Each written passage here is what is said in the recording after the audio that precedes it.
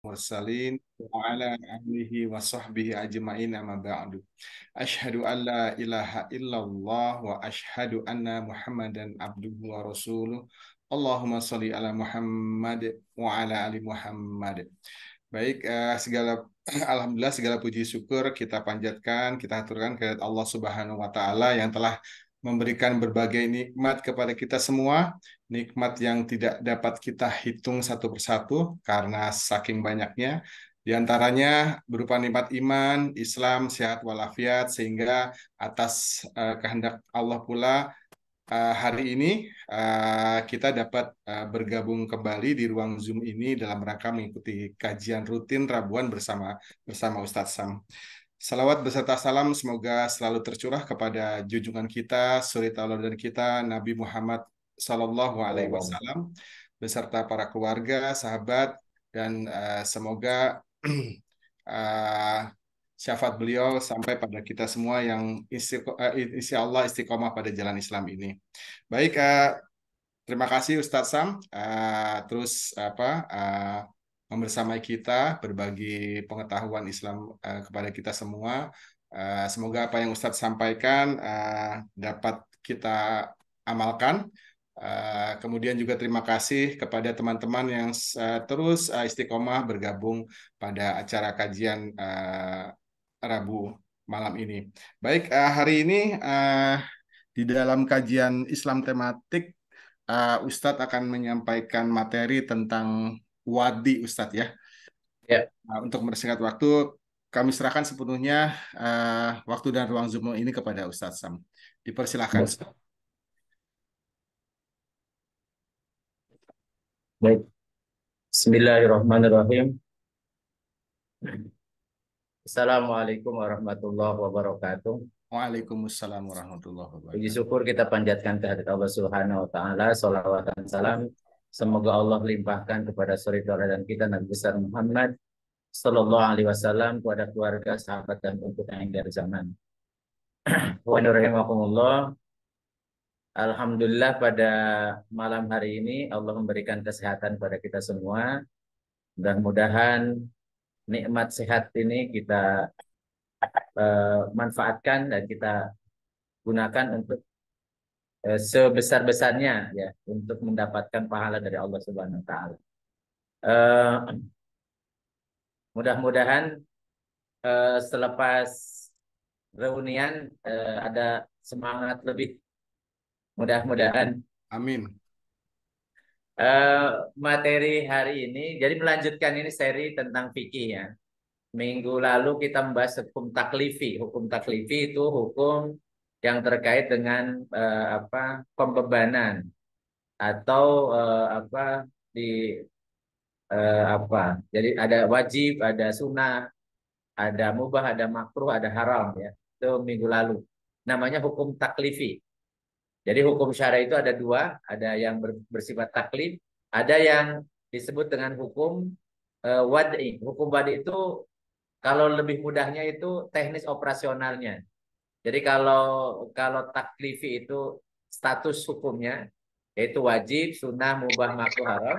Sedangkan wadi ini bagaimana wajib itu teknisnya atau operasionalnya. Jadi tas pelaksanaannya. Disebut wadi artinya penetapan. Jadi hukum terkait dengan penetapan terhadap hukum taklifi. Dan di dalam hukum wadi itu ada beberapa bahasan nanti yang kita bahas. Hanya saja mungkin malam ini kita hanya membahas dua. Ini sekaligus juga memperkenalkan istilah-istilah ini istilah-istilah usul fikih. Jadi kalau hukum taklifi minggu lalu kita bahas tentang wajib, nadab atau sunnah, ibahah atau mubah, ya karoha atau makruh, haromah atau haram ya. Jadi ada 5 hukum terkait dengan taklif pembebanan. Nah, sedangkan hukum bani itu juga ada 5, walaupun di dalam 5 itu ada beberapa. Pertama ada sebab. Jadi sabab itu bahasa Arab, bahasa Indonesia sebab. Gitu. Jadi cuma beda A dirubah jadi itu sebab. Kemudian ada yang kedua syarat. Kemudian yang ketiga ada mani itu penghalang atau pencegah. Nanti kita jelaskan apa saja yang penghalang dari hukum taklifi itu. Kemudian yang empat ada namanya rukhsah dan azimah. Kata-kata rukhsah sebenarnya kita sering mendengar, tapi kata-kata azimah mungkin baru ya. Ini harus kita paham ya, harus paham. Jadi kita mengenalkan hukum-hukum fikih ini harus dengan istilah-istilahnya. Kemudian ada nanti hukum terkait hukum tadi yang berikutnya adalah ada istilah sah, batal, dan fasad. Di beberapa usul fikih hanya ada sah dan batal saja, tidak ada kategori fasad. Tapi saya tambahkan karena fasad ini nanti berbeda dengan batal. Jadi dan ini bahasan berikutnya. Nanti kita seri aja. Dan, malam ini kita membahas tentang syabab dan syarat. Sabab dan syarat. Nah, apa itu eh, sebab? Jadi sebab itu adalah ini dari definisinya para ulama mengatakan sebab adalah wasfun dohirun muntabitun dalla dalil lisami ala kauni ma'rufan lil hukm. Jadi sebab atau sabab adalah sifat yang jelas dan memberikan pembatasan di mana dalil sam'i maksudnya Al-Quran atau Al-Hadis telah menunjukkan keberadaannya sebagai pemberitahuan bahwa adanya hukum taklid. Maksudnya ada hukum itu kalau ada sebabnya. Jadi baru ada hukum kalau ada sebab. Jadi sebab itu yang yang mewujudkan mengadakan hukum. Jadi sebab dalam hukum tadi adalah tanda hingga lahirnya sebuah hukum. Jadi tanpa tanda atau tanpa sebab ini seorang mulab tidak diberi hukum syara. Jadi kita tahu misalnya ini contoh-contoh nanti kita membahas lebih banyak contoh. Contoh sebab misalnya sebab wajibnya sholat 5 waktu itu berdasarkan peredaran matahari. Itu sebabnya. Jadi ketika ada sebabnya, maka kemudian diwajibkan sholat. Karena 5 waktu berdasarkan peredaran matahari, mulai dari mana? Sebab wajibnya sholat subuh itu kalau terbit fajar, setelah terbit fajar. Jadi kalau sebelum terbit fajar tidak ada wajib sholat subuh. Demikian pula begitu matahari tergelincir, maka baru itu menjadi sebab tergelincirnya matahari menjadi sebab wajibnya sholat zuhur. Kemudian ketika bayang-bayang lewat ya terlebih panjang daripada aslinya atau bayang-bayang sama panjang gitu ya dengan fisiknya itu sebab wajibnya sholat asar. Kemudian tenggelamnya matahari sebab wajibnya sholat maghrib. Hilangnya lembayung itu menjadi sebab wajibnya sholat isya. Jadi peredaran matahari itu menjadi sebab diwajibkannya sholat 5 waktu.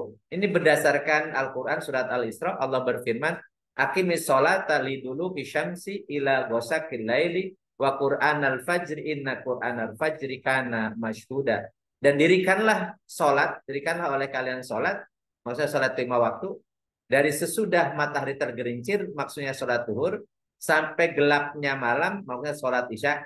Jadi ada zuhur, asar, maghrib, isya. Dan dirikan pula sholat subuh, yaitu setelah terbit fajar. Semuanya sholat subuh itu disaksikan. Jadi dulu ketika dijelaskan dipraktekkan oleh Rasulullah kapan waktunya sholat, itu berdasarkan matahari. Dulu melihat dulu matahari. Dan ternyata ini berdasarkan atau karena ada perkembangan sains dan teknologi, kemudian perputaran matahari, bulan, dan seterusnya itu kemudian menjadikan hitung-hitungan. Dan kemudian ditemukanlah jam. Jadi kapan tergelincir matahari itu, bagaimana peredaran matahari ini, dan bagaimana bulan mengitari matahari, dan seterusnya. Maka ternyata waktu itu bisa dibuat alatnya untuk menetapkan itu, yaitu jam. Ya, saya juga belum tahu ini sejak kapan kemudian kita sholat itu bukan melihat matahari, tapi langsung melihat jam. Jadi sudah lama kita menggunakan hisab untuk melaksanakan ibadah sholat 5 waktu itu sudah menggunakannya bukan lagi sebab yang ditetapkan oleh syariat berdasarkan peredaran matahari, tetapi berdasarkan hisab, yaitu berdasarkan jam. Dan itu tidak ada yang mempermasalahkan sampai sekarang. Bahkan kalau di Bogor ini, kalau berdasarkan peredaran matahari mungkin sulit, kena hujan terus. Ya kapan gitu waktu zuhur, kapan waktu asar. Bahkan maghrib juga bisa bingung gitu. Apalagi maghrib ke isya gitu ya. Karena kalau hujan kayak gini susah.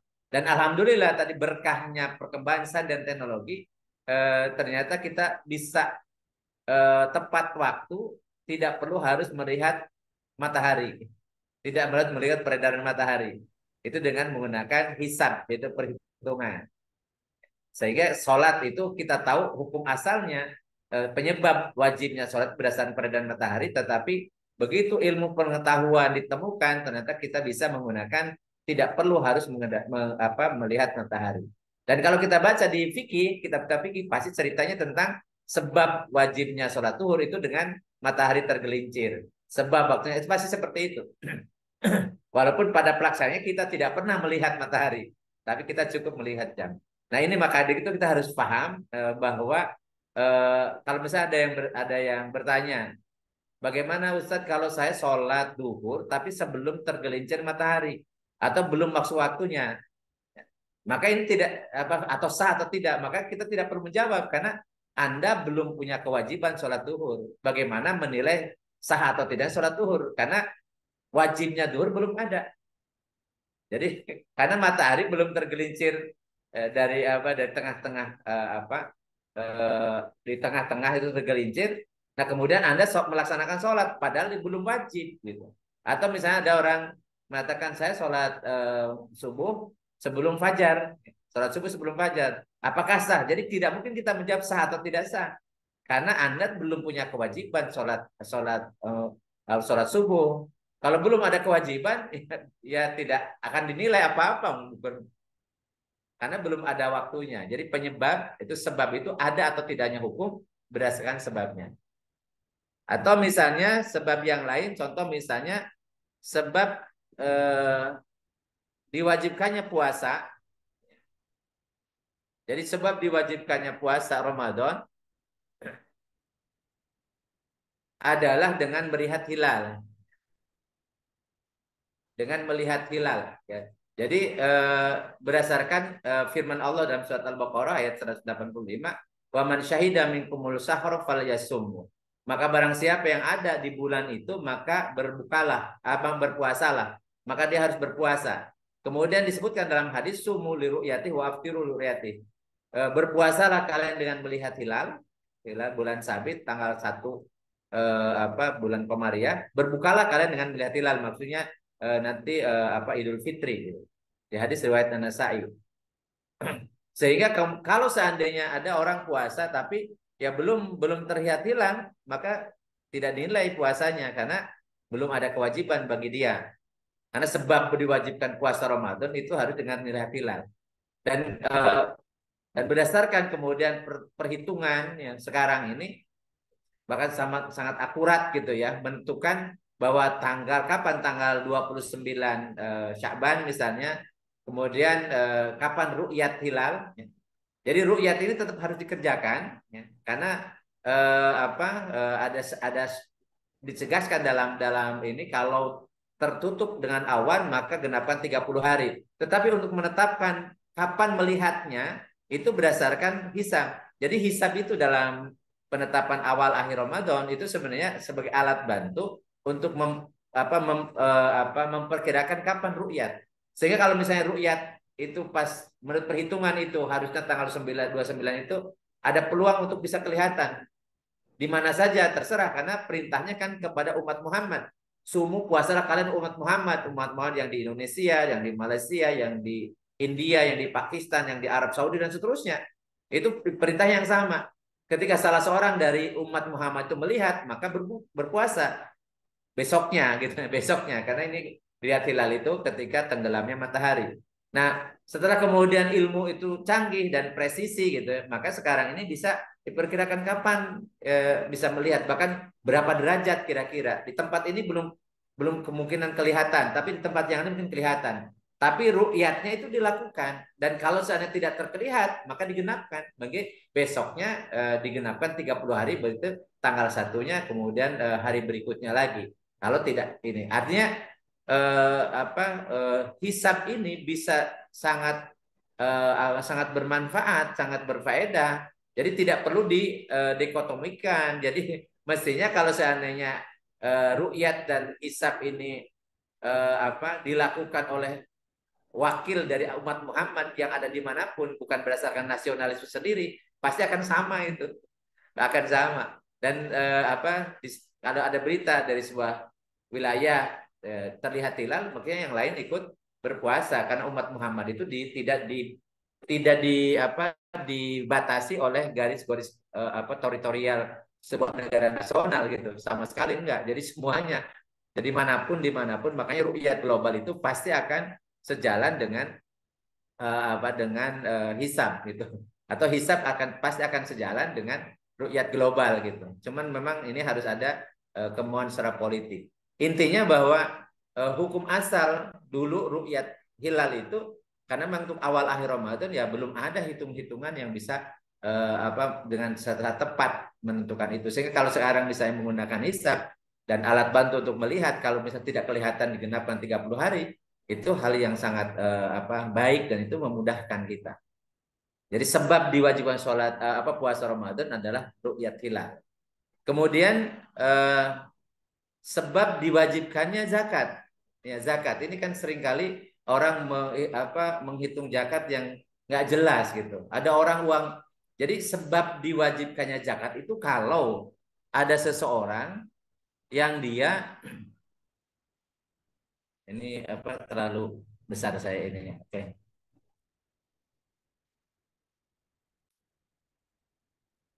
Jadi ada orang yang eh, apa belum ada sebab sehingga dia wajib zakat. Karena wajibnya zakat itu kalau orang punya harta bersisa dari memenuhi kebutuhan wajibnya untuk dirinya dan orang-orang yang wajib menafkahinya. Kemudian sisanya ini atau saldonya itu sampai nisab atau lebih, ya, nisab atau lebih, dan kemudian tersimpan selama 1 tahun atau haul. Maka karena ada sebab itu, maka seorang yang memiliki harta sampai nisab dan sudah mengendap selama setahun, itulah yang diwajibkan zakat padanya. Tapi kalau tidak ada sebabnya itu, tidak punya uang sebanyak sampai nisab, dan kalau tembusan nisab belum 1 haul, belum ada kewajiban dia mengeluarkan zakat.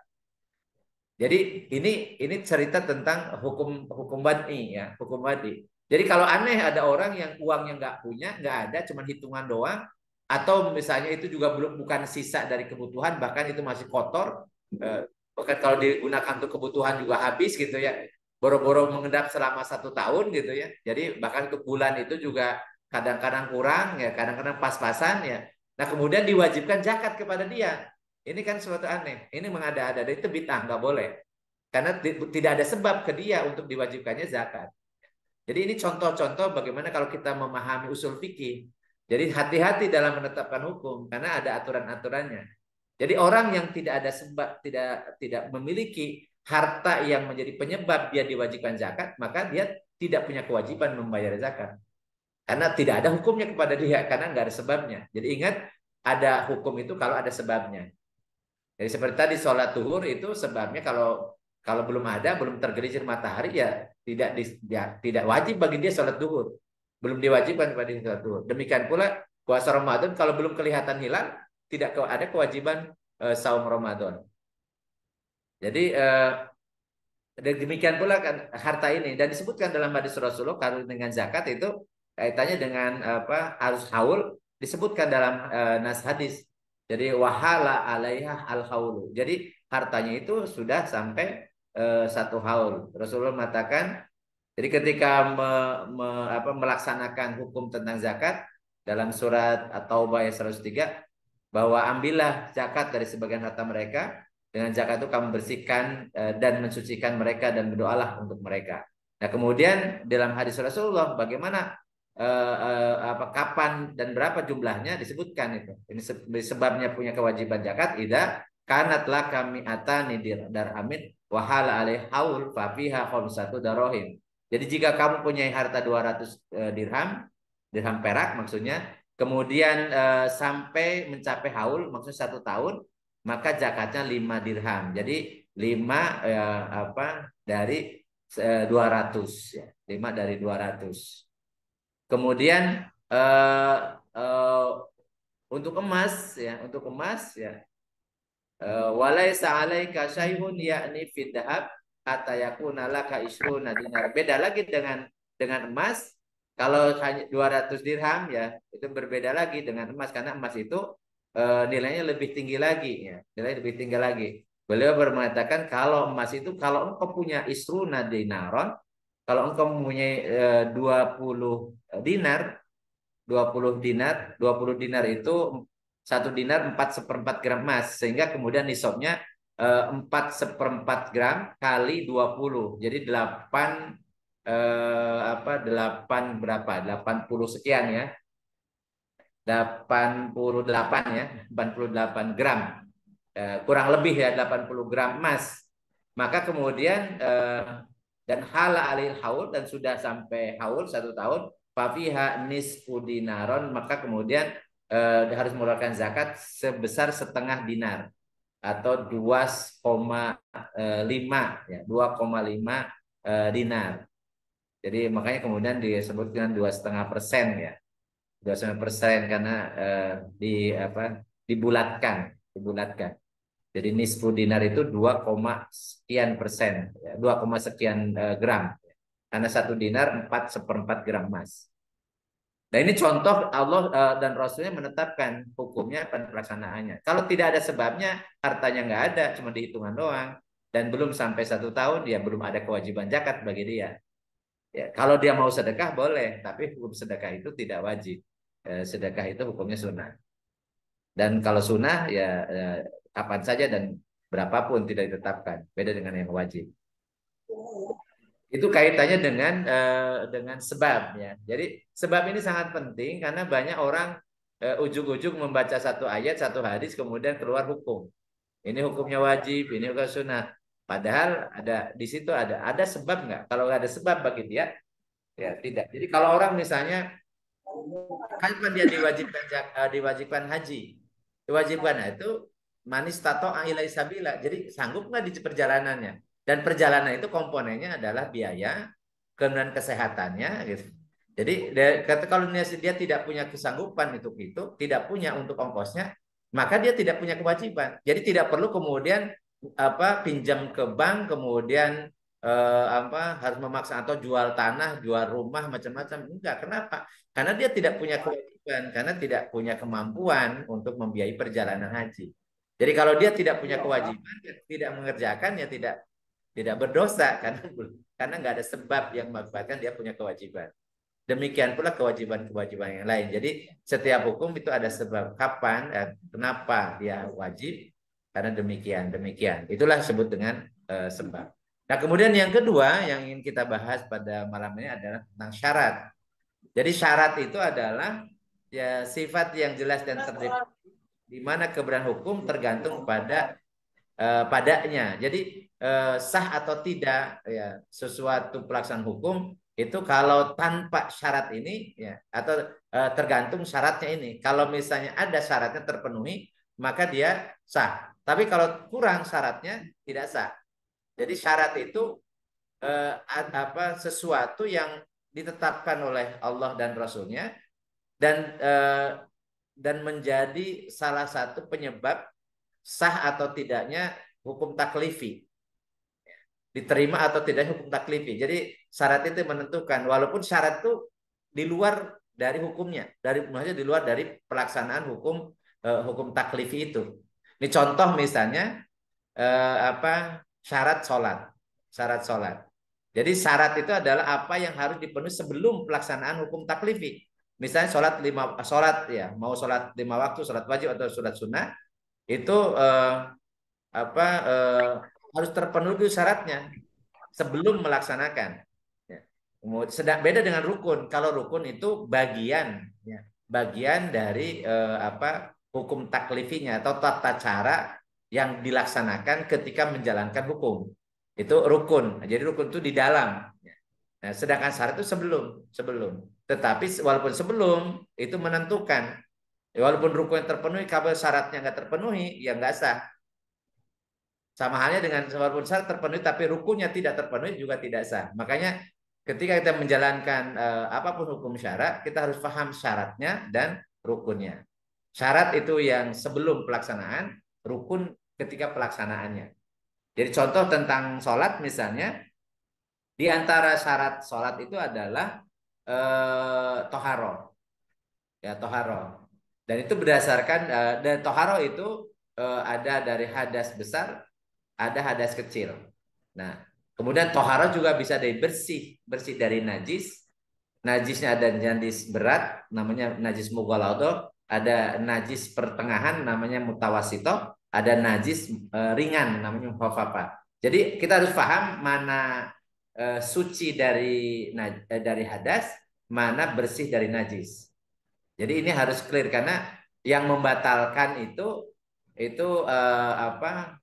Yang membatalkan itu kaitan dengan apa hadas, ya, bukan najis ya. Kalau najis nanti pembahasnya berbeda. Tapi kalau misalnya apa di persyaratan itu terkait dengan najis nanti, jadi ada wudhu, ada membersihkan dari najis. Nanti kita jelaskan satu persatu. Jadi terkait dengan wudhu ini Allah berfirman dalam surat Al-Maidah, ya ayyuhalladzina amanu idza qumtum ila sholati faghsilu wujuhakum wa aydiyakum ilal marafiqi wamsahu biru'usikum wa arjulakum ilal ka'bain. Hai orang-orang beriman, apabila kamu hendak mengerjakan sholat, maka basuhlah mukamu dan tanganmu sampai dengan siku dan sapulah kepalamu dan basuhlah kedua kakimu sampai dengan kedua mata kaki. Jadi ini menunjukkan bahwa tidak sah sholat kalau tidak berwudu, ya, tidak berwudu. Nah, sehingga wudu itu adalah bagian dari syarat dari sholat. Nah, terkait dengan sholat ini, jadi saya ingin agak lebih detail menjelaskan syarat terkait dengan sholat, karena ini yang rutin, yang pasti kita kemudian mengerjakannya, walaupun saya yakin teman-teman sudah paham semua, tapi minimal untuk memperkuat dan itu kemudian menjelaskan kalau kepada orang-orang lain ya. Jadi ada syarat ketika sholat itu ada dua syarat, ada syarat orang yang wajib, ada syarat sahnya sholat gitu. Nah, syarat ya orang yang wajib sholat itu ada tiga, muslim. Jadi muslim balik berakal. Jadi kalau non muslim sholat ya nggak sah karena dia tidak memenuhi syarat gitu. Kemudian balik ya bisa bisa dikatakan sah tapi tidak akan dinilai karena orang yang belum balik itu ya dia belum memenuhi syarat. Walaupun ada penjelasan itu bagian pahalanya menjadi pahala orang tuanya karena kewajiban mendidik agar anak itu sholat itu bebannya kepada orang tuanya. Ke anaknya yang belum balik itu tidak dibebankan atau tidak ada hukum taklif kepada dia, tidak punya kewajiban gitu ya. Jadi kewajiban orang tuanya adalah mendidik anaknya untuk sholat, gitu, belajar sholat. Jadi bahkan Rasulullah mengatakan kalau 7 tahun tidak mau sholat itu bisa dipukul dengan pukulan yang tidak membahayakan ya, sebagai belum bentuk takdim ya, bentuk pendidikan gitu. Makanya walaupun mereka belum wajib, tapi kemudian ketika dia melaksanakan dan itu pahalanya akan yang diberikan oleh Allah adalah kepada orang tuanya atau berakal. Jadi kalau orang gila ya enggak. Ini kaitannya orang yang wajib. Jadi syarat orang yang wajib sholat. Nah, ketika melaksanakan sholatnya itu ada syarat sahnya sholat. Jadi syarat-syarat sholat itu adalah sesuatu yang tergantung kepadanya sah atau tidaknya. Dan itu bukan dari bagian dari sholatnya sendiri. Jadi syarat sholat itu kemudian disebutkan dalam kitab fikih ya. Itu ada minimal ada ya, atau bukan minimal ya. Memang yang tegas dari syarat itu karena wajib dipenuhi ada satu, yang pertama suci. Suci dari hadas, bersih dari najis. Itu yang pertama. Jadi suci ini toharoh yang pertama itu ada dua cabangnya, yaitu suci dari hadas, baik hadas besar atau kecil, kemudian bersih dari najis. Yang kedua menutup aurat. Menutup aurat. Jadi aurat yang dimaksud adalah aurat seluruh tubuh kecuali kalau wanita kecuali wajah dan telapak tangan. Jadi karena aurat juga beda dengan aurat yang harus tutup, bisa berhadapan dengan mahram, berhadapan dengan suami, berbeda hadapan dengan orang lain gitu ya.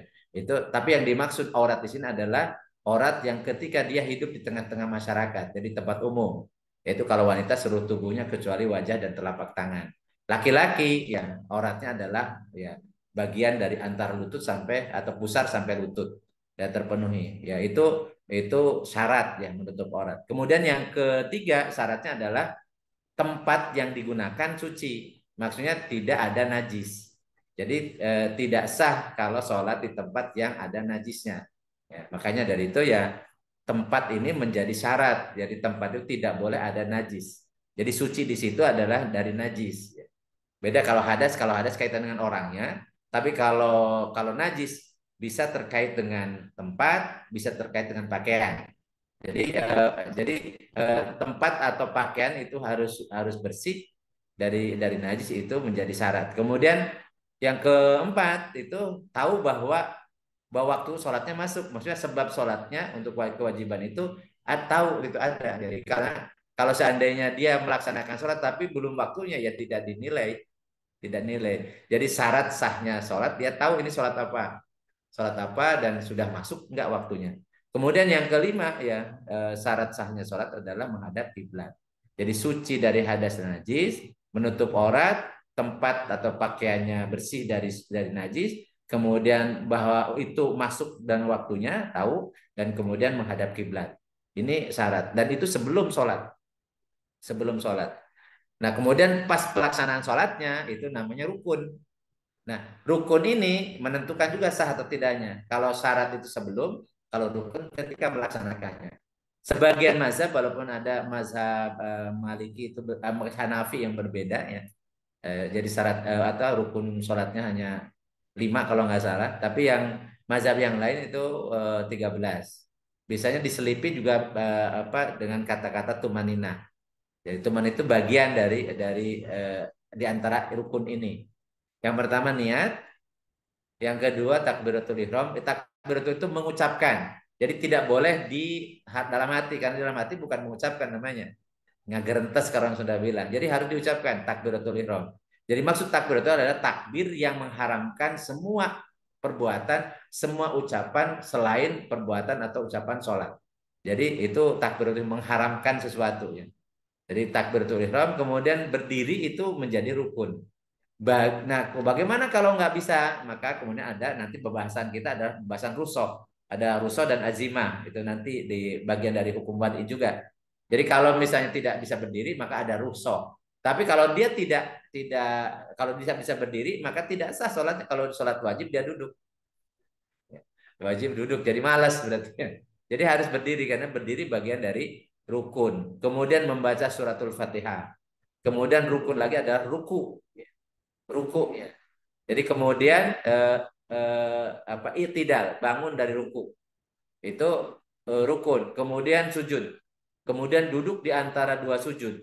Kemudian duduk untuk tasyahud akhir. Jadi kalau tasyahud awal itu tidak menjadi rukun. Sehingga kalau seandainya kelewat ya sah.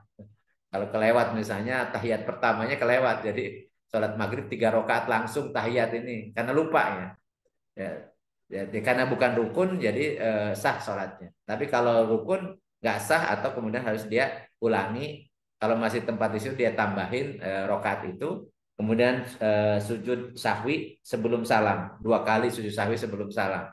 Tapi kalau seandainya sudah selesai dan baru ingat ada rukun yang ketinggalan maka harus diulang lagi sholatnya. Ya. Jadi kalau sudah waktunya sudah lewat ya sudah. Jadi karena Allah telah memaafkan orang yang lupa. Kemudian tasyahud akhir, jadi membaca tasyahud maksudnya syahadat asyhadu an la ilaha illallah dalam tahiyat akhir atau tasyahud akhir. Kemudian di tahiyat akhir atau tasyahud akhir itu membaca shalawat Nabi. Itu rukun. Jadi kalau yang tasyahud atau tahiyat pertama tidak rukun baca shalawat, walaupun disunahkan membaca shalawat tapi tidak menjadi rukun. Nah kemudian baca salam. Salam itu harus diucapkan assalamualaikum. Bukan hanya nengok ya. Ya, kemudian tertib itu urutannya seperti ini, tidak boleh diacak ya. Tidak boleh kemudian dia sujud dulu baru kemudian ruku ya, berdiri nggak boleh. Harus susunan seperti ini. Plus ada di misal ketika berdiri atau kemudian ketika ruku ada tumanina. Tuman itu artinya dipastikan, makanya disunahkan membaca tasbih. Ya, minimal 1 ya. Yang optimalnya 3 kali baca tasbihnya. Itu supaya tumanina. Dan ini kaitannya dengan rukun. Rukun itu bagian dari pelaksanaan hukum taklifi. Sedangkan yang menjadi hukum wadinya adalah syaratnya. Di mana syarat itu akan menentukan sah atau tidaknya sholat kita. Eh, ini sepintas dulu karena kita inginkan diskusinya supaya clear ya. Jadi terkait dengan dua hukum wadi ini ya, sebab dan syarat. Insya Allah pertemuan berikutnya kita akan membahas tentang rusoh dan azimah. Rusoh dan azimah. Jadi keringanan dan hukum asal. Azimah itu hukum aslinya, hukum asalnya. Kemudian kalau kalau ada penyebab sesuatu atau kesulitan, maka ada keringanan. Keringanan itu namanya rusak. Tapi insya Allah kita ya, tangguhkan insya Allah minggu depan.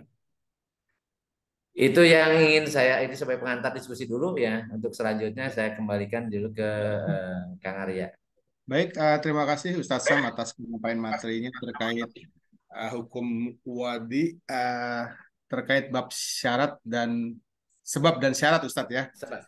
Ya, baru belajar nih Ustadz. Hukum sebab dan syarat. Jadi masih ngapal-ngapal. Ya, baik kami persilahkan Ya. yang ingin bertanya. Ini sudah ada yang angkat tangan. Kang Gugut langsung dipersilahkan. Silakan buka kamera, buka mic. Ya, Assalamualaikum warahmatullahi wabarakatuh, Kang. Waalaikumsalam warahmatullahi Waalaikumsalam warahmatullahi wabarakatuh. Jadi Kang Ustadz gini, saya tuh kan sering diskusi mengenai syarat untuk masalah zakat ini, Kang, terutama sama ibu. Ya. Jadi kadang itu ada ustadznya ibu yang bilang gini, Kang. Jadi itu tuh zakat bukannya karena takutnya gini.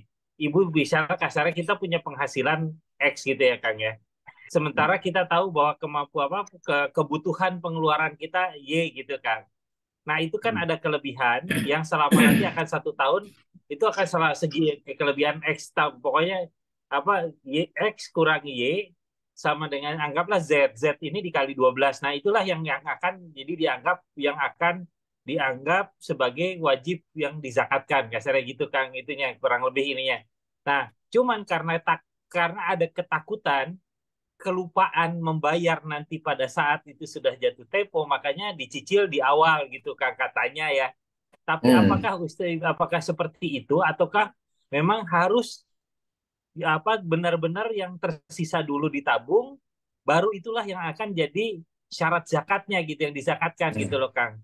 Itu yang saya kadang-kadang sering kali ini suka agak berdebat gitu sama bukan sama ibu saya sih, tapi sama ustadznya beliau gitu loh, Kang. Gitu aja jadi.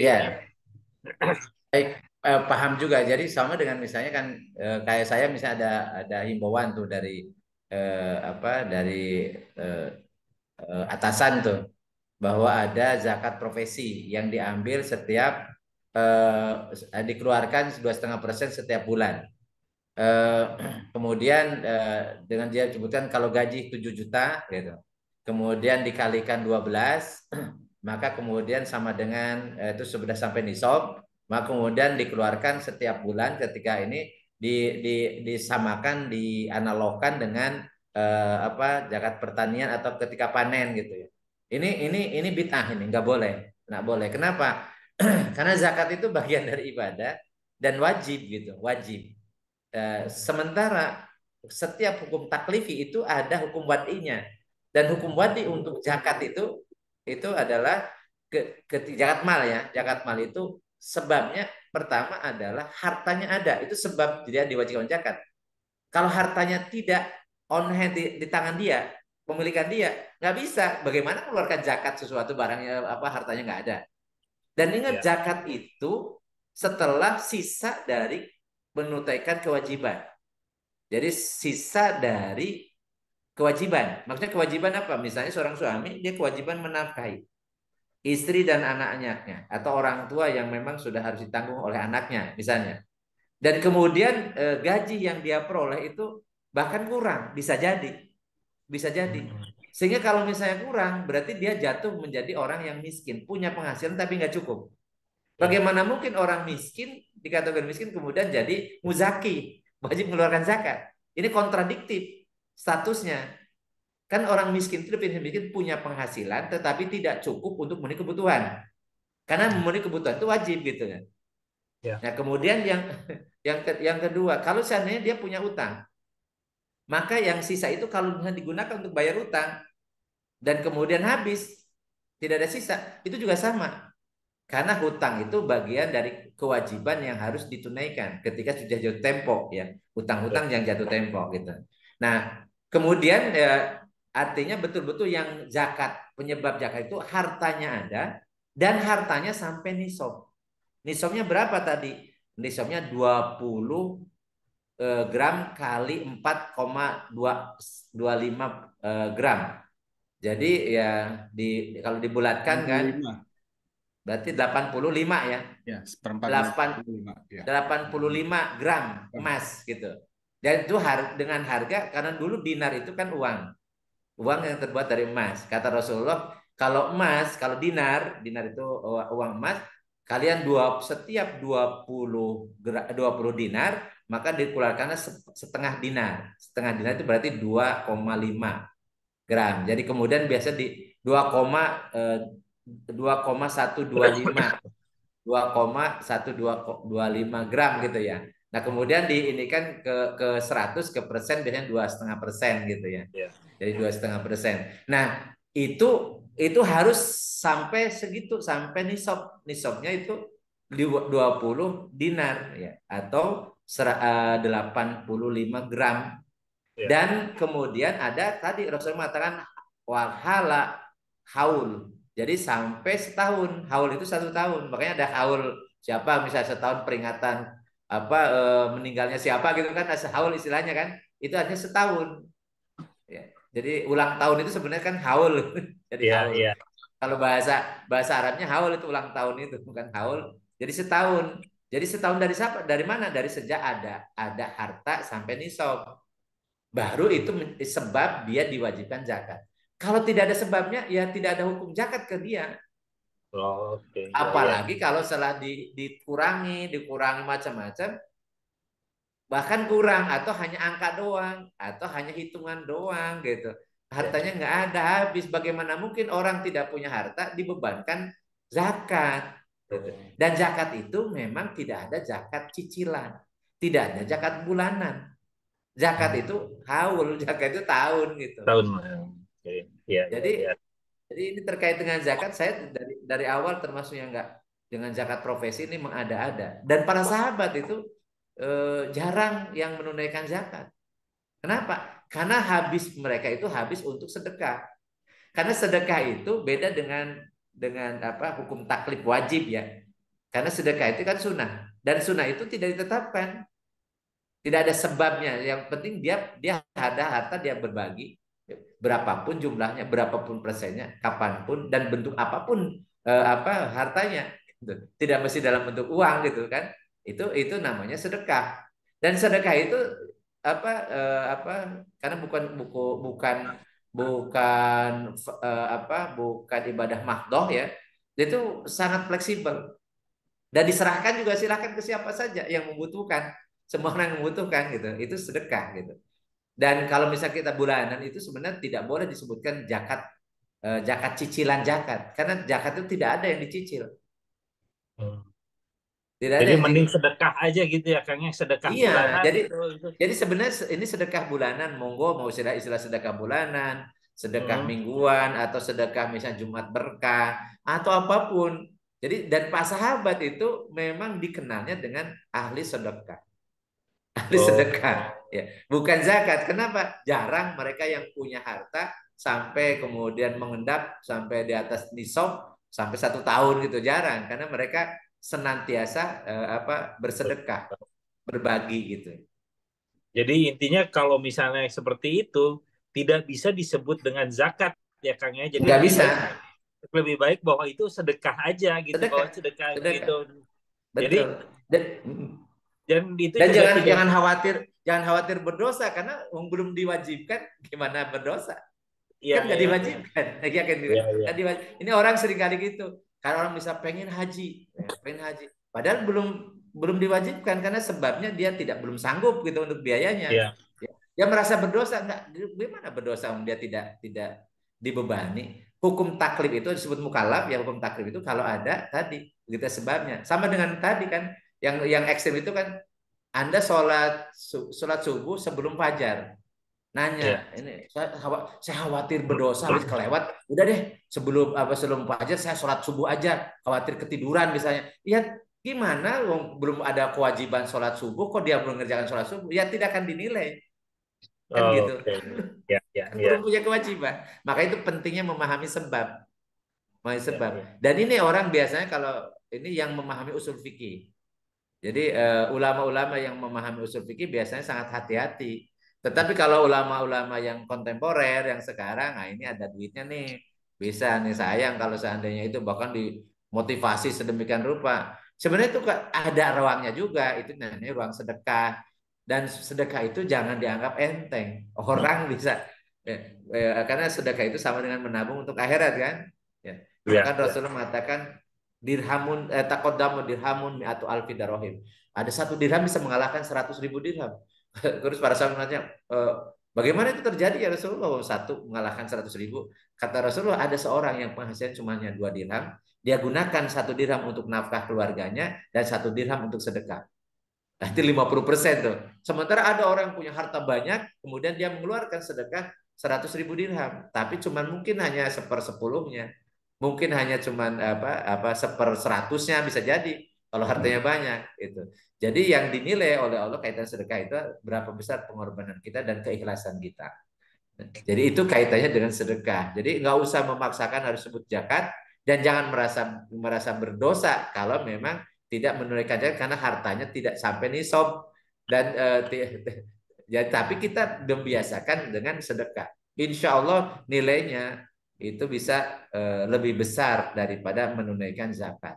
Ingat zakat itu batas minimum orang tidak sebut bakhil. Hmm. Bakhil. Jadi batas minimum orang tidak sebut bakhil. Oh hartanya ada, hanya keluar 2,5% setahun sekali. Kalau tidak mengerjakan itu bakhil namanya. Hmm. Sementara Jadi orang dermawan itu orang yang biasa bersedekah, rutin yungfikuna fisarra'i wa dharra. Orang yang selalu berinfak dalam keadaan lapang ataupun sempit dan rutinitas gitu ya. Itu orang dermawan namanya. Walau hmm, bisawab. intinya bahwa sekarang bahwa bahwa yang namanya zakat itu ada sebab harus sampai kena nisab setelah 1 tahun ya Kang ya itu Iya, intinya. betul, Nah, kalau betul. tidak ada sebab itu, gimana pun itu tidak akan pernah bisa disebut zakat, cukup disebut dengan sedekah Sedekah. yang Siap. nilainya pun tidak kalah hebatnya dibanding zakat gitu kayak itu intinya. Betul, betul. Oh ya baik. Oke, Mas. Justru para sahabat itu banyaknya terkenalnya dengan sedekahnya, Zakat. bukan Eh, zakatnya, bukan sedekahnya ya Kang. zakatnya, bukan Ya, zakatnya, sedekah. tapi sedekahnya. Dan orang Baik. yang kumpul di sini kan dikenal sedekahnya nih. Kalau zakatnya ada yang kaya-kaya di antara jamaah Zumiyah kita ini ada juga yang kaya Amin. setahun sekali karena punya saldo lebih dari 1 haul itu. Tetapi yang dikenalnya sebenarnya kan sedekahnya. Sedekahnya itu tiap hari. Ya. Sedekahnya Oh tiap iya, hari iya. gitu kan. Itu luar biasa. Iya. Amin, amin, insya Allah gitu. Iya, Makasih iya. banyak Kang Ustadz. Sama-sama, Ini mangga, sama-sama, mangga. Kasih Kang Ugut, makasih Ustadz. Semoga menjawab. Ada istilah baru nih, Zumiyah Ustadz ya. Baru dengar. Jamaah Zumiyah. Sama Jumia. Kami persilahkan teman-teman yang lain yang ada pertanyaan atau yang ingin didiskusikan, dipersilahkan. Masih setengah jaman nih, teman-teman, dipersilahkan. Ustadz, sebelum yang lain, Ustadz, izin tanya Iya, silakan, mangga. tentang sholat tadi terkait dengan sebabnya apa karena apa peredaran matahari, Ustadz ya. Eh, Iya. Mulai dari apa fajar dan seterusnya gitu sampai tenggelam Hmm. maghrib dan isya. Kan sholat itu sudah ditetapkan 5 waktu, Ustadz ya, 5 waktu Iya. dan terkait dengan peredaran matahari tersebut gitu ya. Eh, Bagaimana dengan tempat-tempat yang memang eh, saya nggak tahu tuh mungkin mataharinya lebih sedikit atau lebih banyak itu Iya. keterkaitannya dengan penemuan teknologi jam itu gitu Satya jam Hmm. jam Hmm. itu jam apa yang bisa menunjukkan mungkin ada apa keterkaitan atau alignment antara jam dengan terbitnya matahari sampai tenggelam gitu ya sehingga kita tidak bersandarkan lagi kepada matahari itu sudah ada ini Ustadz ya semacam apa ya kesepakatan atau gimana Ustadz ya Iya. bagaimana menjelaskan Ustadz terkait hal itu. Terima kasih Iya. Ustadz. Jadi memang umumnya manusia itu hidupnya di tempat-tempat yang cocok untuk atau ekosistemnya untuk manusia ya. Itu. Tapi kan ada pencilan-pencilan. Ada Iya, yang tinggal di tempat yang sebenarnya tidak untuk kehidupan manusia sebenarnya di daerah kutub macam. betul. Tapi itu Iya. ada manusia. Nah, yang seperti ini maka ada di situ bahasan tentang rukhsah. Bahasan tentang rukhsah. Jadi karena tidak bisa menjalankan hukum azimah, maka di situ ada keringanan. Azimah. Nah, ya keringanannya itu dengan apa? Bisa jadi tadi karena sebabnya nggak ada, jadi matahari nggak muncul-muncul gitu ya. Jadi gimana dasarnya? Itu yang pertama bisa jadi dia berdasarkan karena tidak ada sebab, artinya kemudian dia tidak mengerjakan sholat. Bisa jadi itu satu. Itu juga pendapat itu masyhur. Pendapat itu masyhur. Kemudian ada yang kemudian begitu sudah bisa diperkirakan karena penemuan jam itu luar biasa, itu Ya. membantu banget gitu ya. Maka kemudian sebagian ulama membuat standarisasi dulu. Jadi yang paling dekat wilayah yang terlihat matahari dari tempat tinggal dia itu, maka itu yang menjadi standarnya. Jadi ngikuti Dekat. waktu berdasarkan jam ya untuk daerah yang terdekat. Hmm. Terdekat. Itu jadi itu yang kemudian kita pahami oh logis gitu ya. Logis artinya yang paling dekat. Tetapi ada juga yang sangat ekstrim berdasarkan eh, misalnya waktu yang ada di Mekah gitu. Walaupun ini kan sangat Iya, jauh, berbeda sangat jauh. jauh. Tapi yang masyhur itu adalah mengikuti waktu. Jadi bukan berdasarkan peredaran matahari karena matahari nggak kelihatan gitu ya. Ya, Tapi berdasarkan waktu sholat di wilayah terdekat. terdekat. Terdekat ini memang relatif. Jadi kalau daerah-daerah yang ekstrim ya tutup sebenarnya kan tidak untuk kehidupan manusia gitu ya. Nah, yang di paling dekat di wilayah itulah yang kemudian penetapan waktu sholatnya. Bisa daerah-daerah di Eropa ke utara gitu ya. Kemudian ya distandarisasi berdasarkan wilayah di situ ada ada manusia dan ada muslimnya dan mereka menetapkan waktu berdasarkan jam. Jam Hmm. itu hasil hitungan di apa di eh, hitungan-hitungan kebiasaan umumnya terbit tenggelam matahari di wilayah itu kemudian itu menetapkan waktu sholat. Makanya waktu sholat itu kan kalau berjam-jam tangan kan berdasarkan jam itu kan berubah-ubah gitu ya. Ada Ya, geseran-geseran gitu. Seperti sekarang kan sholat yang subuh lebih jam awal 4 ya. lebih 3 gitu ya. Dulu dulu jam jam 4 kurang jam 5 kurang seperempat atau jam 5 kurang 10 gitu ya. Kan jauh banget tuh. Ya, itu karena dengan hitungan dengan musim pergerakan matahari dan bumi dan seterusnya, kemudian hitung-hitungan itu membantu kita ya. Jadi karena kalau kita balik mengikuti sebab asalnya, bagaimana kalau hidup di kita di Bogor nih hujan melulu, mendung melulu ya susah Harinya gitu. nggak kelihatan. Nggak kelihatan mataharinya. Tapi Ya. kita paham bahwa penyebab waktu sholat itu karena peredaran matahari. Ya. Hmm. Jadi seperti itu memang bisa jadi di wilayah tertentu ketika tidak ada sebab ya tidak ada hukum, Iya. tidak ada hukum. Dan ada yang menjawab mustahil seperti itu Ya, ya, karena ya. karena kan hukum itu karena ada sebab. Dan disebutkan dalam Al-Qur'an gitu. Salat itu kalau tadi kan peredaran matahari gitu. Nah di daerah-daerah yang nggak ada mataharinya gimana? Yang nggak ada hukum bagi dia. Sholat isya terus itu. Sholat ya. Nggak matahari. Sholat maghrib isya terus. Ustaz, ya. Iya. Meskipun Tapi ditentukan sebagian lima tadi ada. waktu gitu ya. Saat 5 waktu. Iya, Ya iya. untuk daerah-daerah yang memang normal gitu ya kehidupan. Jadi Baik ada Ustaz. yang kemudian ya itu kemudian dirapel 5 waktu itu pada satu kali gitu ya dirapel 5 waktu. Ada juga itu. Terus saya tanya dulu saya waktu saya di Jepang bareng sama orang orang dari Syria ya di Syria nggak tahu dia Hmm. Syiah atau bukan gitu. Jadi dia sholatnya itu dirapel. Jadi habis Isya sebelum tidur dia sholat subuh, zuhur, asar, maghrib, Isya baru tidur dia bilang. Sebenarnya kok gimana? Nggak, nggak Nggak ngerti. berdasarkan matahari lagi ya sebabnya. Nggak ada matahari tadi yang penting dia ngerjakan katanya. Dia pinter jelasin tentang tadi tentang wajibnya sholat 5 waktu gitu ya. Nah, Tapi aneh itu. Sementara kita bisa bisa bisa sholat sesuai dengan apa waktu sholat karena walaupun di sana kan ada juga waktu sholat ada bisa time itu dan kita bisa melaksanakan sholat bisa bisa ada rusuh misalnya dengan jamak jamak kosor dan seterusnya karena sedang musafir. Atau tadi kita sebenarnya waktu-waktu yang telah ditetapkan juga bisa. Ya. Karena ada waktu jeda. Gitu.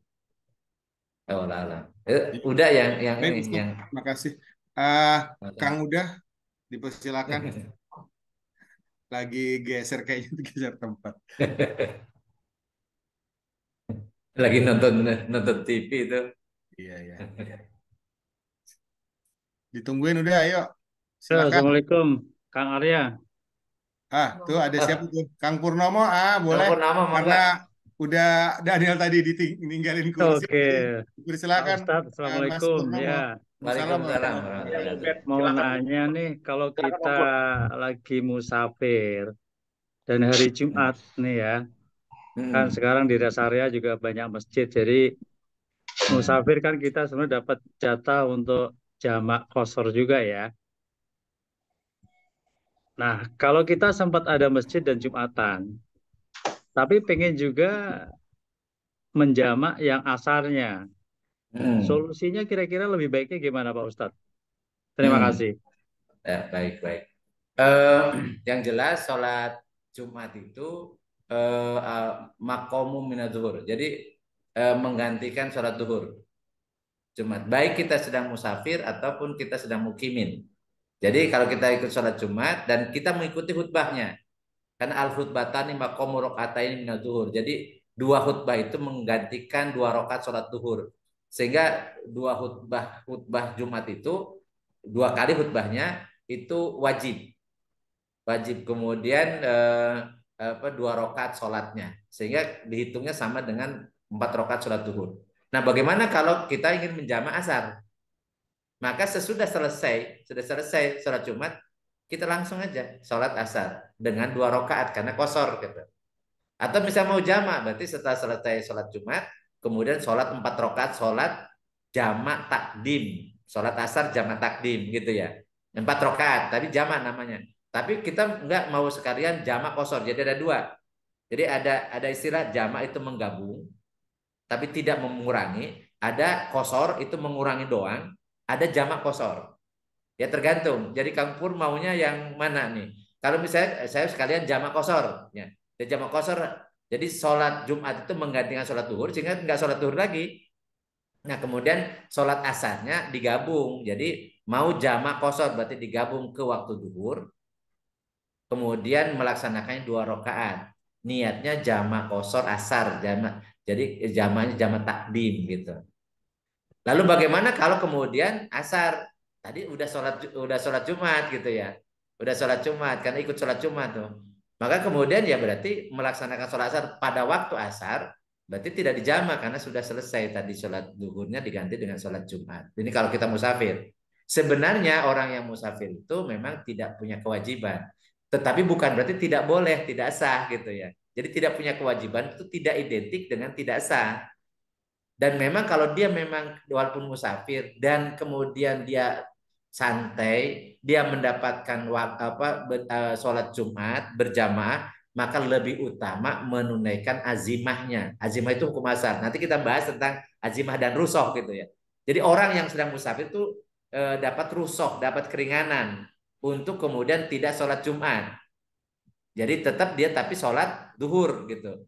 Sholat duhur. Jadi kalau tidak sholat Jumat, sholat duhur. Hari Jumat itu waktu duhur ya sholat duhur dia. Karena dapat rusoh sholat Jumat. Tapi kalau seandainya dia mukimin tidak mendapat rusoh untuk tidak sholat Jumat, maka kalau dia sengaja tidak sholat Jumat, walaupun dia sholat duhur, tetap dia berdosa.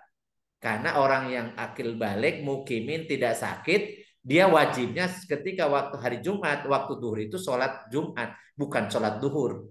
Sholat duhur itu perempuan, karena perempuan itu tidak diwajibkan sholat Jumat. Sehingga kemudian kalau dia misalnya di musafir pun, kemudian dia mengerjakan sholat Jumat, jadi mengerjakan hukum azimahnya, bukan rusohnya, bukan sholat duhur gitu ya, tapi sholat Jumat, maka itu sama dengan ketika dia mukim, sah gitu, dan utama lebih utama gitu. Jadi lebih utama dia bisa sholat Jumat, dia bisa kemudian bareng berjamaah, bisa mendengarkan khutbah. Setelah itu kemudian karena mau melanjutkan perjalanan, asarnya mau ditarik ke waktu duhur. Jadi jamaknya bukan jamak sholat asar dengan sholat duhur, tapi sholat asar ditarik ke waktu sholat duhur. Sholat duhurnya diganti dengan sholat Jumat, gitu ya. Maka kemudian tinggal melaksanakan kalau jamak qashar 2 rakaat sholat asar jamak qashar, kalau jamak doang jamak takdim 4 rakaat sholat jamak takdim asar gitu ya.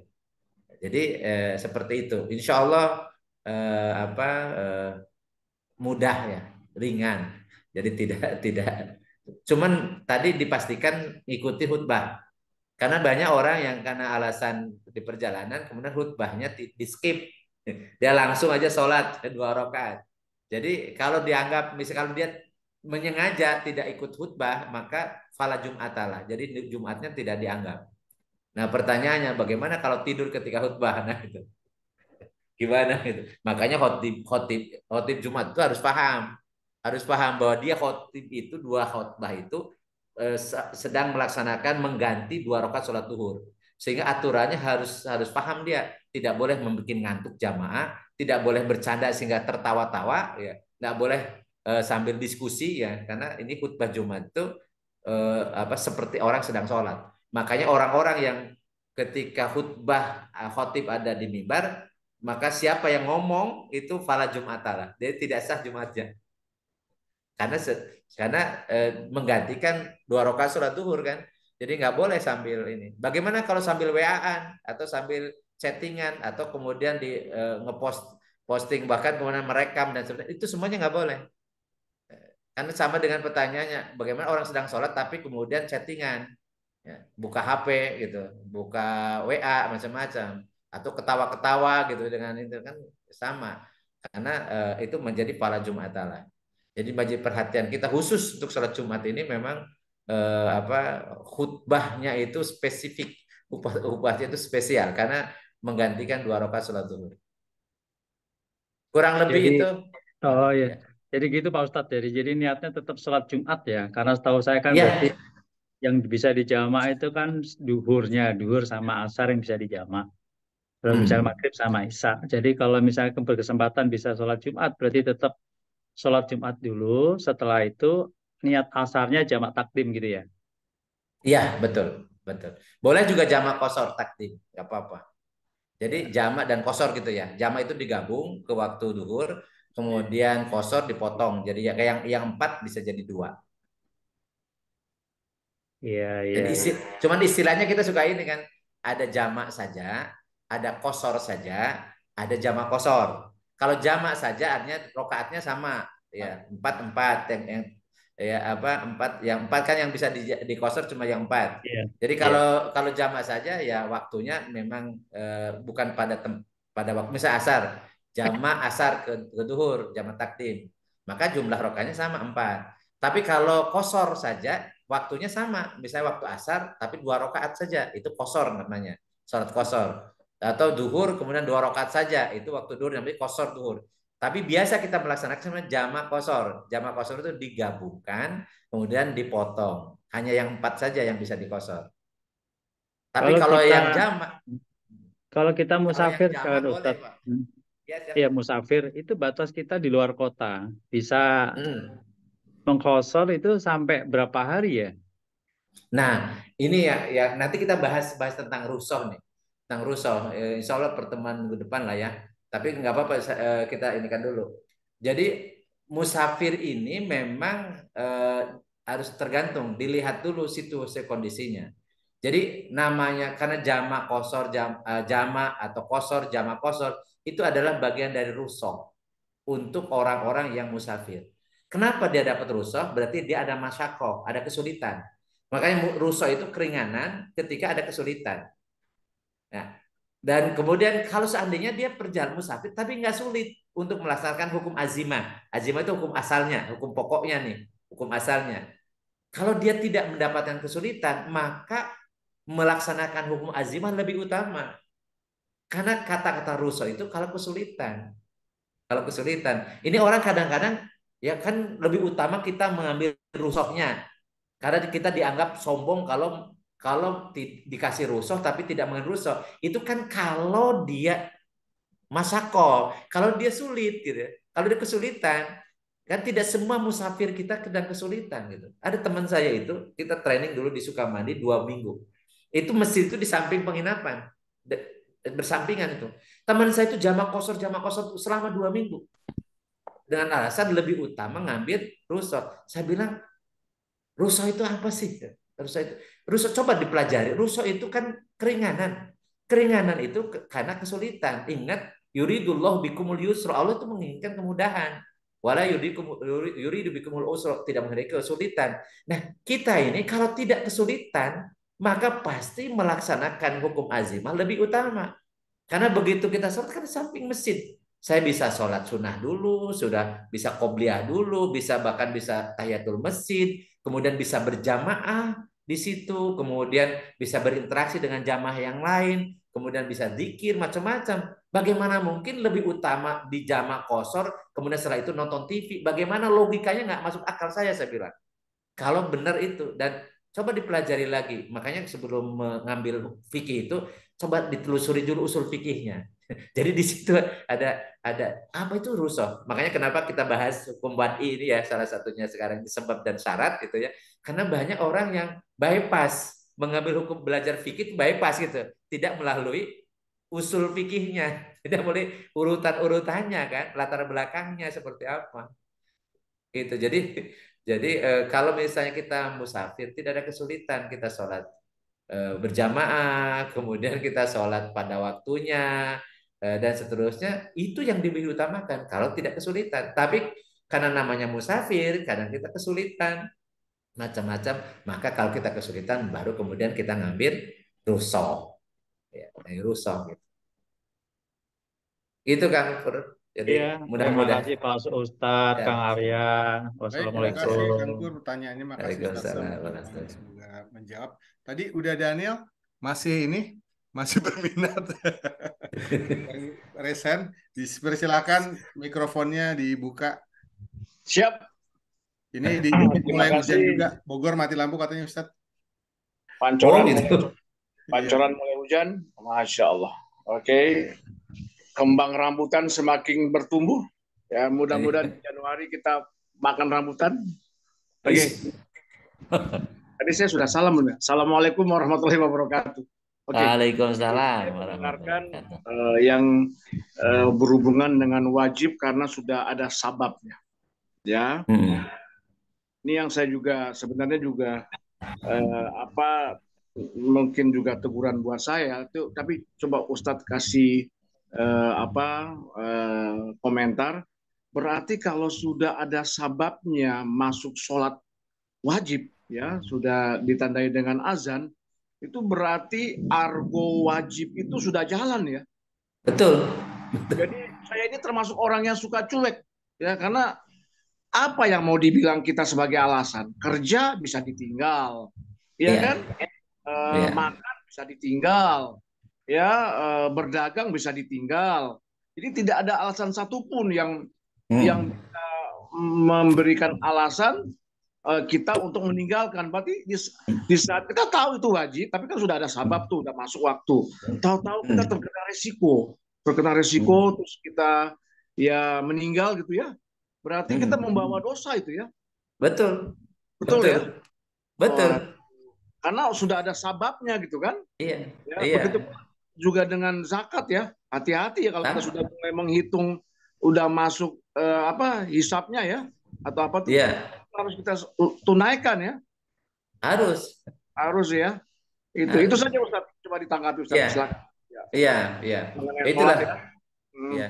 Itu pentingnya. Sementara ada orang yang belum ada sebab, kalau saking semangatnya memaksakan diri, padahal belum ada sebab gitu kan. Makanya itu juga salah kan gitu. Karena Allah menghendaki kemudahan.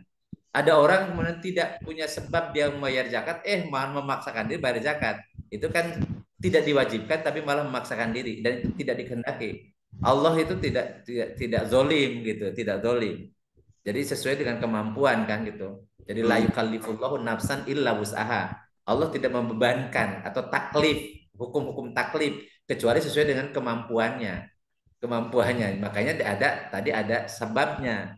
Sebab baik sholat, mau kemudian zakat, mau puasa, itu ada sebabnya. Jadi jangan asal mengerjakan kemudian padahal sebabnya belum. Jadi tidak dinilai melaksanakan karena belum ada beban hukum kepada dia. Demikian pula kalau sudah ada sebab berarti dia sudah terikat tuh. Ya. Sudah terikat. Nah, makanya kenapa ketika ada seorang sahabat Rasul suka melalaikan sholat tuh. Udah waktunya, tanda waktunya itu masuk kan adzan. Adzan.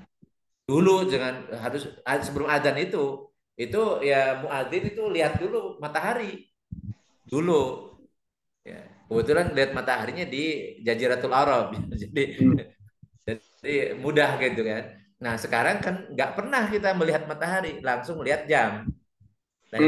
Apakah boleh tapi harus jamnya yang benar, maksudnya jangan jam rusak kemudian lihat kacau balau nanti. Jadi makanya harus mentera jam-jam yang dipakai untuk waktu adzan itu ya, itu setiap masjid mesti harus dicek lagi itu. Jangan sampai ada orang adzan sebelum waktunya. Jadi belum ada sebab waktunya kemudian ini karena gara-gara jamnya mati atau jamnya rusak atau baterainya lowbat gitu ya. Ya itu harus betul-betul diperhatikan oleh para DKM. Anda jangan sampai adzan sebelum waktunya atau adzan di luar waktu sholat. Nah, begitu sudah ada waktu sholat, maka segera tunaikan. Kecuali ada uzur. Uzur itu ada masalah yang itu dibenarkan oleh syarak. Jadi disebut uzur syar'i. Uzur syar'i. Misalnya kita lagi operasi, misalnya seorang dokter ngoperasi pasien, nggak bisa ditinggalin, kalau tinggalin nyawa gitu ya, itu. Atau kita misalnya sedang mengendarai kendaraan di jalan, tidak mungkin berhenti langsung kemudian sholat. Jadi apalagi tempatnya, saya pernah dulu waktu masih bolak-balik ke Sukabumi, pas jalan itu sedang dicor sebelah-sebelah. Pas begitu waktu maghrib tiba, itu pas macet. Dan saya di tengah-tengah.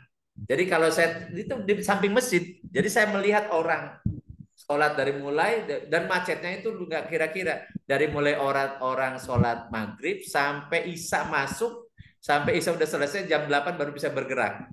Itu di samping masjid. Tapi kalau saya turun kemudian ini jalan, jadi saya menutupi orang di belakang. Wah itu aduh luar biasa gimana gitu. Nah, karena saya nyetir gitu. Ya, jadi nggak bisa kemana-mana sendirian lagi kan gitu. Artinya kemudian saya sholat kurma, menghormati waktu. Jadi saya ikuti jamaah itu sambil juga harus pada ini kalau ada jalan yang di depan ya harus jalan kan gitu. Jadi itu makanya kemudian ada sholat di kendaraan, ada sholat menghormati waktu. Tetapi kemudian ada sholat jamaah, kemudian ada sholat kosor, ada jamak kosor itu rusoh. Ya. Tetapi kalau kita tidak ada kesulitan, tidak ada uzur syar'i, maka nggak ada alasan. Jadi orang-orang yang mengakhir-akhirkan waktu sholat, padahal sebab sholatnya itu sudah masuk, sudah ada, mengikat pada wajib bagi dia, maka begitu dia melalaikan, maka itu sudah mulai terhitung selama memang kalau masih waktunya belum dinilai berdosa nih. Tetapi ingat kita nggak tahu ajal kapan kan gitu.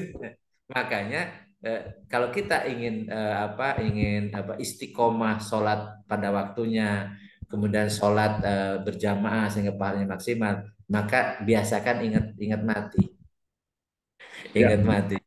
Termasuk kalau misalnya berbuat maksiat ketika ingat mati, bagi orang beriman, maka tadzkiratul maut itu insya Allah akan membuat kita ini benar lah insya Allah.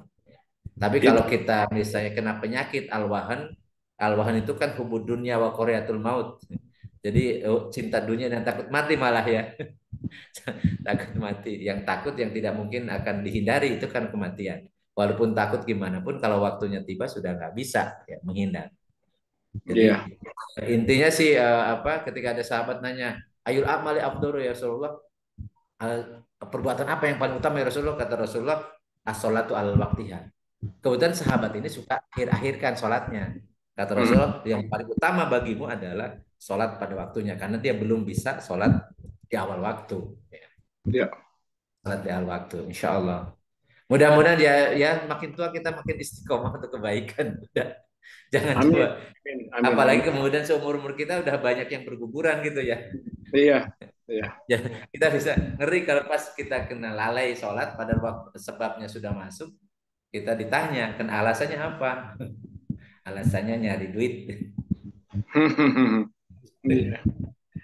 Padahal Oke. duit tidak akan berkurang lah kalau misalnya menyempatkan Jazakallah waktu khairan. sholat. Iya, itu juga kadang-kadang kita suka nunda-nunda akibat pekerjaan, padahal Iya, bisa kita tinggal itu. Ya. iya, insya Allah. Dari Iya. semangat hijrah ya, semangat hijrah. Di Hijrah. di perusahaan kita bekerja, menghentikan pekerjaan di saat azan sudah mulai, tapi Iya, menghentikan pekerjaan menunggu azan dan langsung sholat belum, ya kan? Kalau menunggu azan berbunyi, setelah itu kita lanjut kerja sudah. Yang harus itu kan berhenti semuanya tuh ya, dengar azan iya, berangkat sholat. Ini iya, mudah-mudahan pengajian malam ini menjadi juga apa ya, teguran lagi lah minimal iya, buat saya. iya. Ya. Jazakallah khairan. Karena jatahnya kan masih makin sedikit udah. Jatah umur kita makin sedikit. Kita makin Beda pendek. dengan dulu. Dulu masih kuliah. Masih kuliah dulu, masih banyak jatahnya. Kalau Iya. sekarang tinggal sedikit. Walaupun nggak Jatah tahu umur tinggal sedikit. muda juga Iya. bisa. Kalau dulu masih leha-leha ya masih wajar. Jatahnya masih panjang. Kalau sekarang Betul. tinggal sedikit, udah nggak ada waktunya lagi. Betul, betul. Masya Allah. Sabar. Ya. Oke, lanjut. Mangga. Silakan. Ya, makasih. Dipersilakan teman-teman yang lain jika masih ada yang ingin ditanyakan. Ustadz, Ada Kang Cucu ya. Iya. Cucu mau tanya. Samarinda Baik. aman? Hujan Ya, nggak? aman, barusan hujan kecil aja. Maaf, Wah, hari ini telat Pak alhamdulillah. Ustadz, tadi ada urusan. Siap, Jadi siap. Pak Ustadz mau tanya ini aja, apa udah dibahas atau Iya. belum? Kalau jama itu, jama takdim atau jama takhir ya, itu kita duluan mana? Yang misalnya zuhur ke asar, yang atau asar ke zuhur dulu di waktunya. Itu yang afdolnya mana Ustadz? Jadi kalau urutannya namanya tertib ya, tertib. Karena sebab waktu itu kan pasti yang dahulukan, yang belakangan kan sebabnya. Misalnya duhur, sebab waktu wajibnya duhur kan duluan duhur daripada asar. Sehingga Takdim. kalau misalnya Ya. kalau kita kalau jamak takdim pasti duhur dulu baru asar. Nah, bagaimana jamak takhir? Jamak takhir juga sama, duhur dulu baru asar. Tetapi kalau pas kita melaksanakan itu berjamaah bareng-bareng dengan mukimin. Nah, maka kita harus menghormati jamaah dulu. Berarti kita sholat asar dulu, baru kemudian zuhur. Itu karena ada sebabnya lagi. Jadi sebab menghormati jamaah dulu. Jadi gabung dengan jamaah, maka kemudian jamaah takhirnya duhur, jadi duhurnya dibelakangkan sesudah asar karena asar ngikuti jamaah, ngikuti orang-orang yang mukimin. Itu tapi kalau kita misalnya tidak bareng sama mukimin, kita ini jamaah juga tapi sama-sama musafir, maka urutannya duhur dulu baru asar. Itu tartibnya, namanya tartib ya. Tartib itu urutannya seperti itu. Karena nanti kalau misalnya asar ada juga nas tentang tidak ada sholat, baik sholat wajib atau sholat sunnah sesudah asar, kan gitu. Tetapi kalau ada alasan syar'i, misalnya dia lupa belum sholat duhur, dia sudah sholat asar, lupa sholat duhurnya karena ketiduran gitu ya, maka dia boleh begitu ingat, padahal dia sholat asar nih, begitu ingat belum sholat duhur, kemudian dia kerjakan sholat duhur sesudah sholat asar sebagai kodok gitu, sebagai kodok bukan jama tapi sebagai kodok. Itu dibolehkan. Kenapa? Karena ada udzur syar'i, karena lupa itu jadi kodok bukan pada waktunya. Itu kalau seperti itu. Tapi kalau kita normal, tapi kita ada rusuh karena sedang bepergian, maka ya kembalikan kepada urutannya, zuhur dulu baru asar. Dari asar apakah jamak saja atau jamak kosor. Cuma kalau jamak saja semua sholat bisa dijamak kecuali subuh. Jadi duhur asar maghrib bisa jamak. Tapi kalau kosor hanya yang 4 rakaat saja. Kalau kosor hanya asar, duhur, asar sama isya.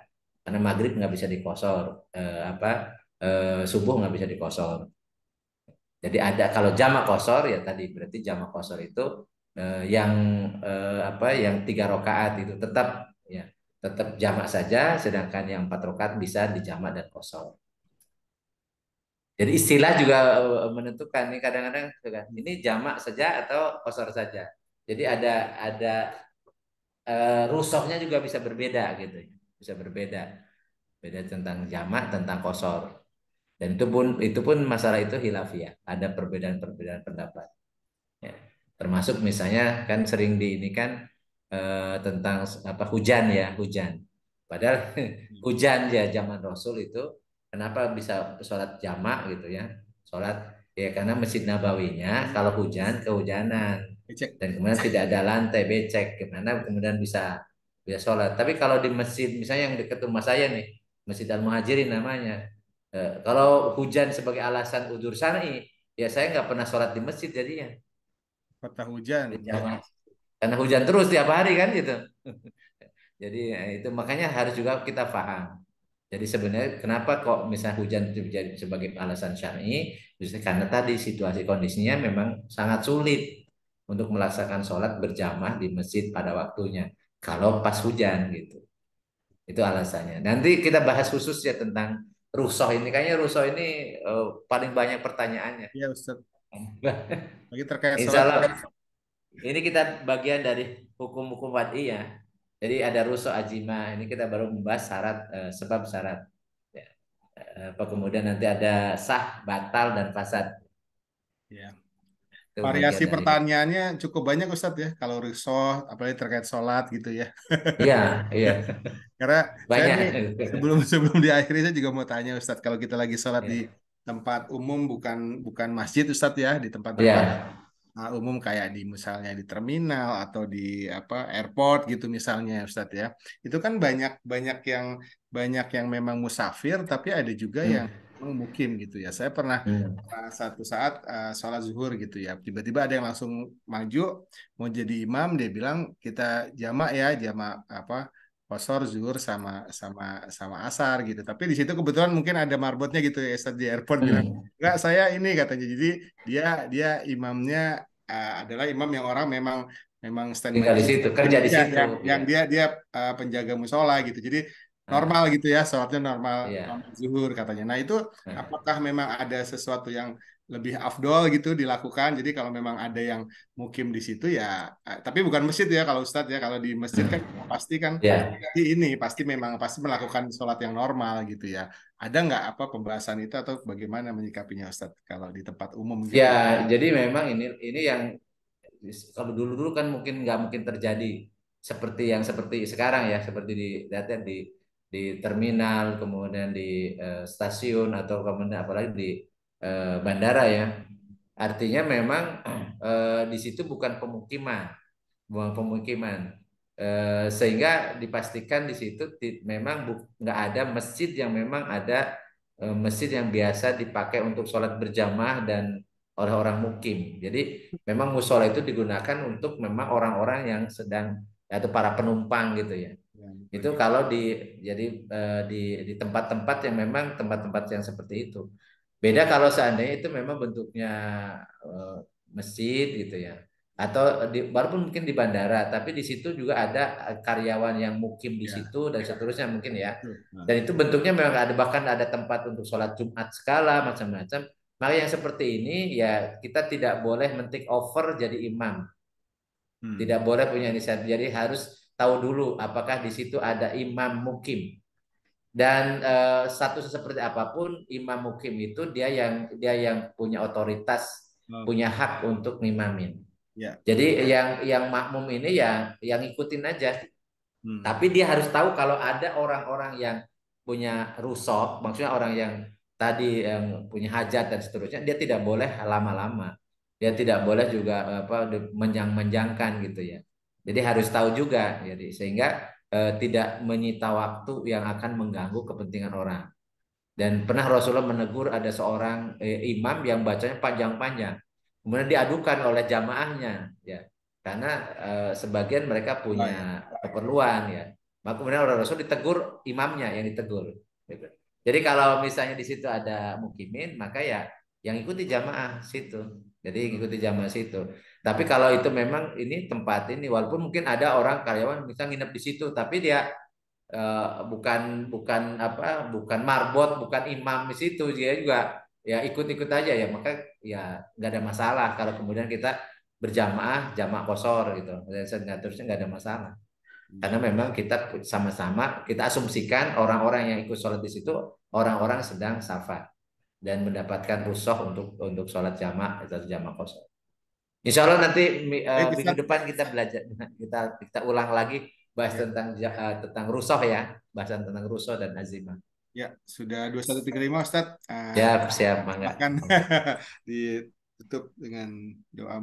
Baik, alhamdulillah rabbil alamin. Mudah-mudahan apa yang kita bahas ada manfaatnya dan ya tadi semakin tua kita semakin mempersiapkan diri serius sungguh-sungguh mempersiapkan diri untuk menghadapi kehidupan yang abadi. Dan itulah kehidupan yang sebenarnya akan kita alami. Mudah-mudahan Allah mengampuni kesalahan-kesalahan kita, kelalaian-kelalaian kita di masa lalu, karena masa lalu tidak bisa diulang lagi. Kita hanya mohon pada Allah agar Allah mengampuni semua dosa kita. Dan mudah-mudahan juga Allah memberikan kekuatan menolong kita untuk bisa istiqomah dalam kebaikan. Allahumma sholli wa sallim wa barik ala sayyidina wa habibina karimina wa dhurina wa lana Muhammad wa sallim radhiyallahu tabaraka wa ta'ala kulli sahabati rasulillah ya ajma'in. Allahumma anfa'na bima 'allamtana wa 'allimna ma yanfa'una wa zidna ilman nafi'an. Allahumma yassir lana umurana kullaha wa la tu'assir alaina. Allahumma ahsil maqasidana. Rabbana la tuzigh qulubana ba'da idh hadaitana wa hab lana min ladunka rahmatan innaka antal wahhab. Rabbana atina fid dunya hasanah wa fil akhirati hasanah wa qina adzabannar. Wa sallallahu ala sayyidina Muhammadin wa ala alihi wa sahbihi wa barik wasallim. Subhanakallahumma wa bihamdika asyhadu an la ilaha illa anta astaghfiruka wa atubu ilaik. Subhana rabbika rabbil izzati amma yasifun wa salamun alal mursalin walhamdulillahi rabbil alamin. Billahi taufiq. Assalamualaikum warahmatullahi wabarakatuh. Waalaikumsalam. Terima kasih Ustaz Sam. Sama enggak? Terima kasih hatur nuhun sadayana. Assalamualaikum. Assalamualaikum warahmatullahi wabarakatuh.